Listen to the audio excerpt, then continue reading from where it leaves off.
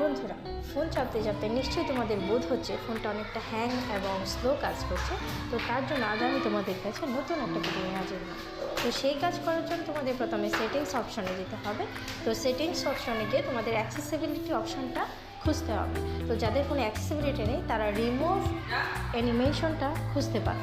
তো remove animation অপশনটা আমরা এখান থেকে সার্চ করে সিলেক্ট করে নেব।